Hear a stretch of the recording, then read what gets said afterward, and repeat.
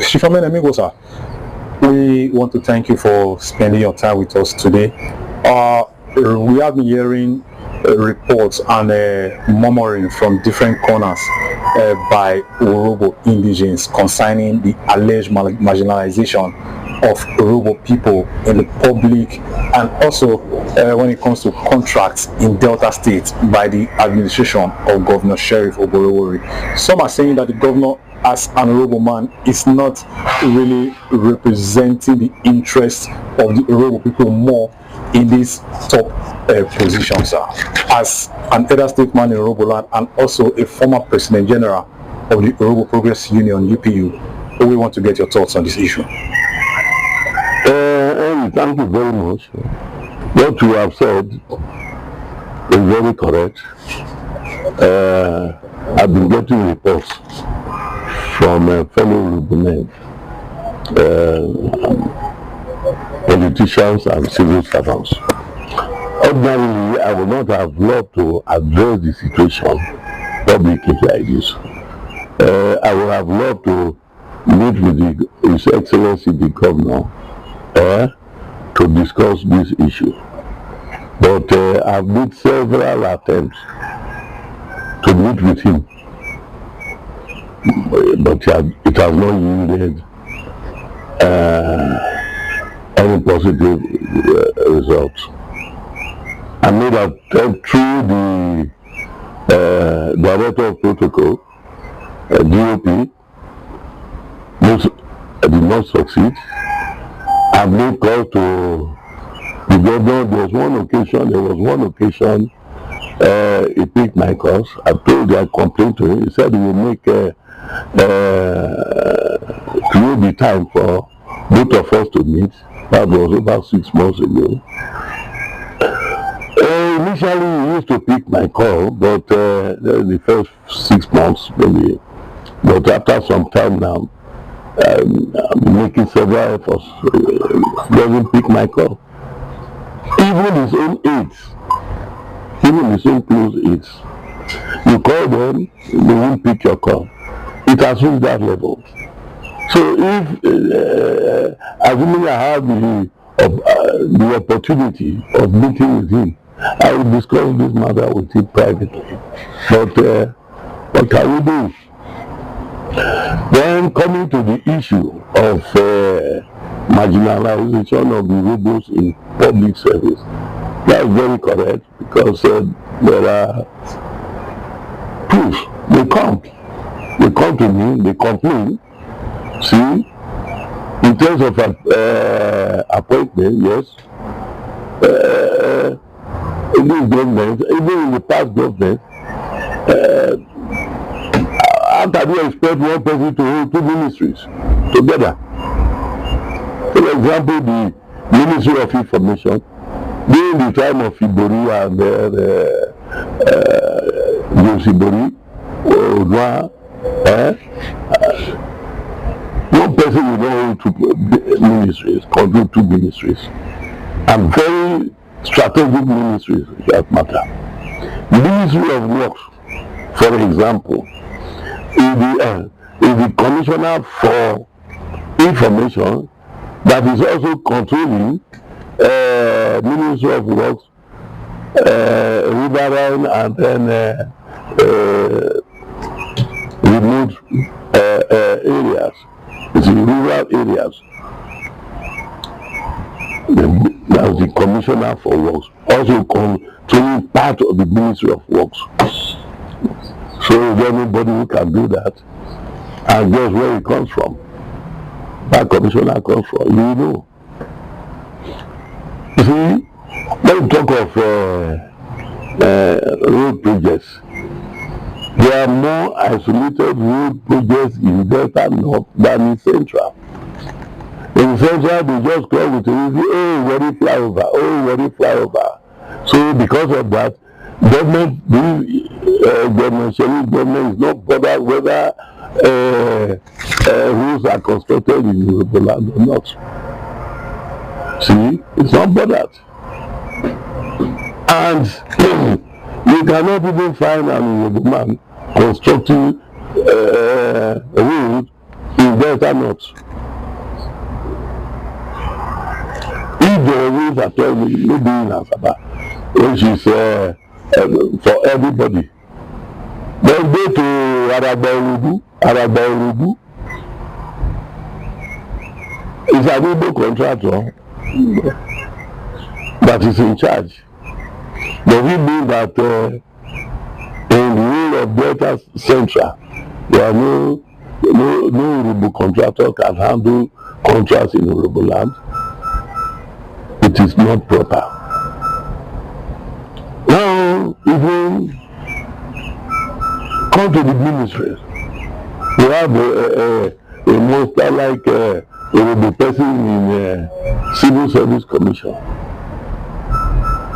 The rate Urhobos are being retired in that in the by the Civil Service Commission is amazing. Other tribes are not retired like that. Other tribes, you see, young people will tell them, okay, go and falsify this, go and upgrade your this, go and do swear to another affidavit, and they keep on keeping their own person there. Unfortunately, it's the person that is chairlady of that Civil Service Commission. But then, she will not want to see the person in government. Anyone retirable, she will do it. There are sometimes when people who attend their interview, screening interview, others will tell them, say, go and meet your person, the only one can help you.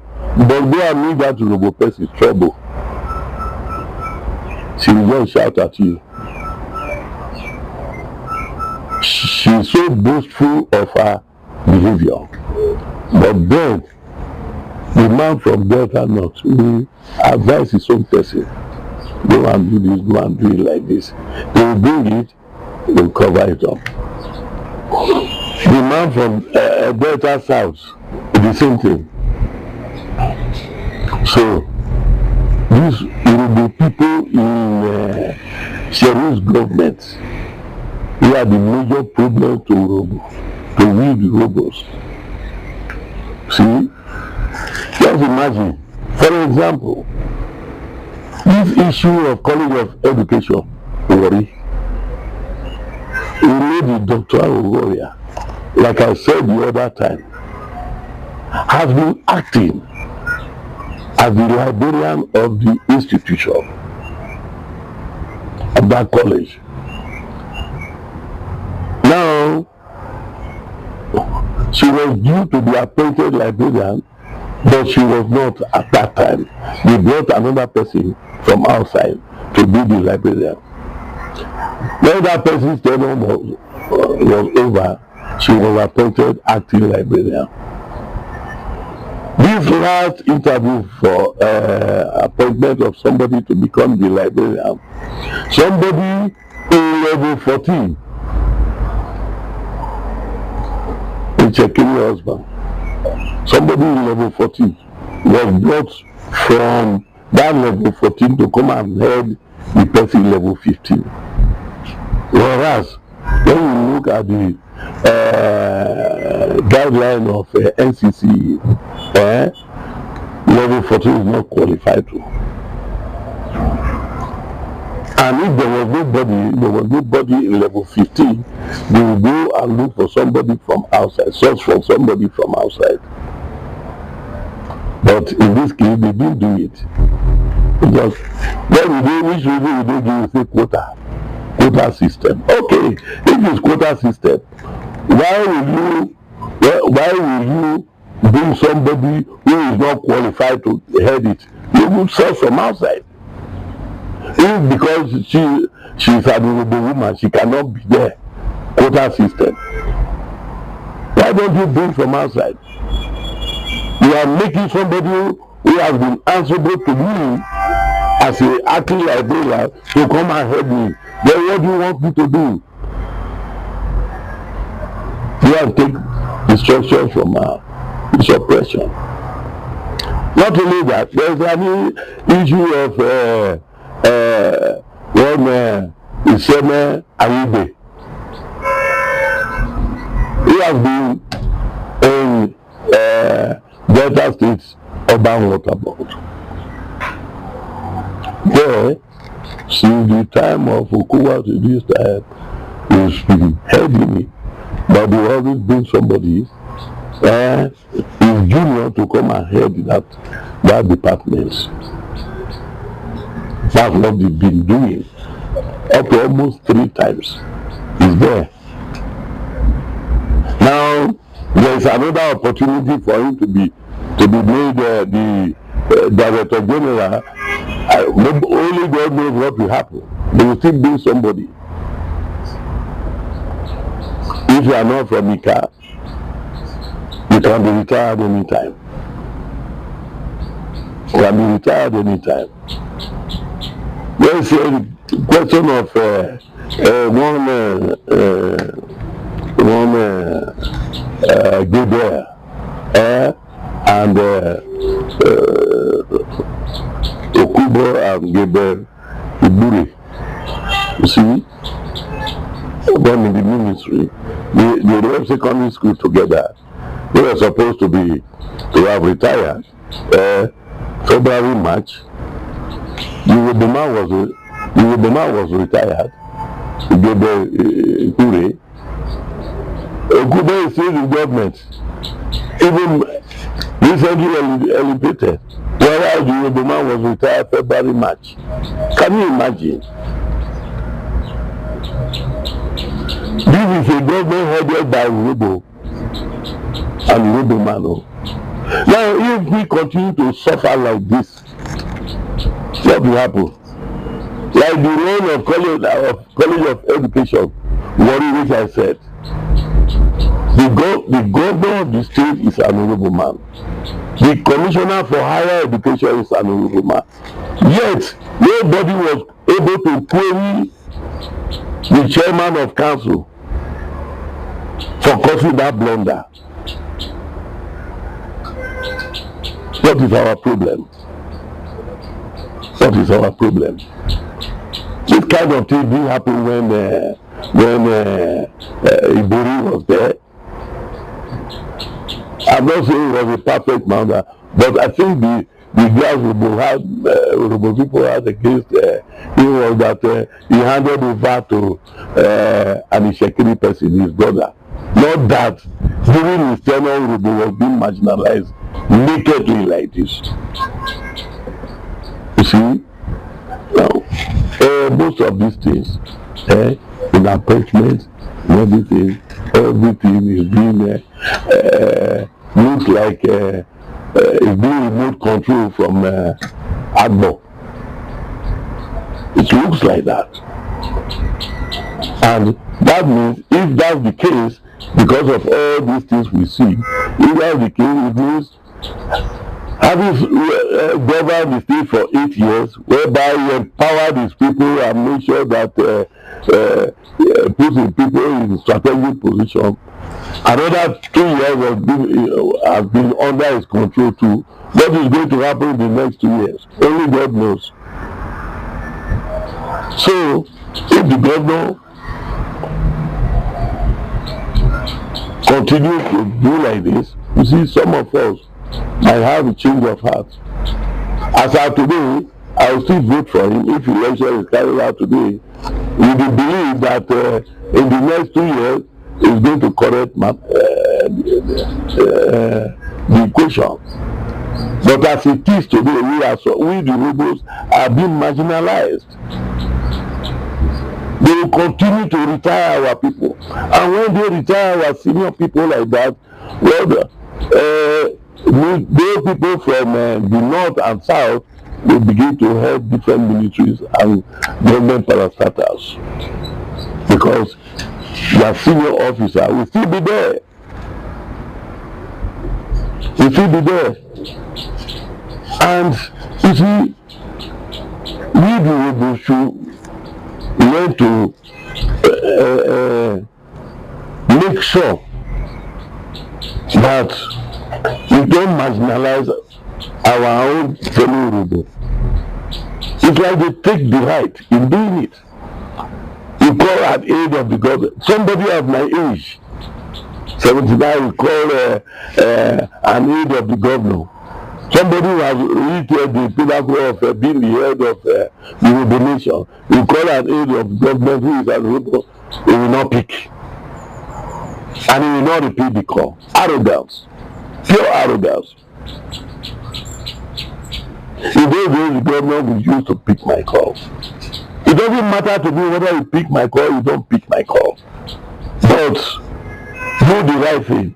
If you want to retire, let that retirement go across the board.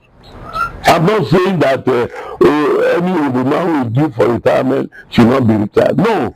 If you must retire from Delta Central, the counterpart from Delta North who is due for retirement should equally be retired. The same for Delta South. This is the problem we are facing. Even the one of look at, I don't want to, I have, you see, numerous. Go and find out what happened in the case of AG of the state. Different thing. Different thing. So, we the Urhobos are not benefiting from this government. That is the plain truth. Despite the fact that the government is being headed by an Urhobo man. We all rejoice. We were all happy when it came to the turn of the Urhobo to be governor again. But whoever is there, I want to seriously appeal to the governor to make sure that his aides or his appointees don't use that position to punish his fellow Urhobo person. And if he wants to do his work well, he should do it across board. I'm not saying he should favor us, but don't punish us. That's the truth. So if he continues like this, it means in the next 2 years, we the Urhobos are going to suffer. My children are not in the civil service. So I'm not saying this because of my children on that. It's not so. I cannot close my mouth when I see all these kind of things happening to my fellow Urhobo. He's doing well. If you ask me to assess him, in other areas he's doing well. He's trying his best. I can give him above average, but he should watch his close hits. Those who are not performing, those who are using their position to marginalize our people, Urhobos, you see, he should talk to them. And those of them who are so arrogant should watch their back. There is nothing that will not come to an end one day. If you are aide to the governor or you are in any position, a day will come when it will end. And you will see come to the Urhobo land. So that is it. And then, well, the governor should try. I was one of those people who made sure that it should be given the opportunity. So I cannot say, because I'm a friend to the governor, when something is going wrong, especially to my people who were so enthusiastic when he was coming in, I will not talk. I will talk. I will talk. And I will continue to talk. This is just a tip of the iceberg. We have the report. So toward the end of his tenure, if things don't change, he will bring out the road this year, all the reports. So thank you very much, Harry. Thank you very much.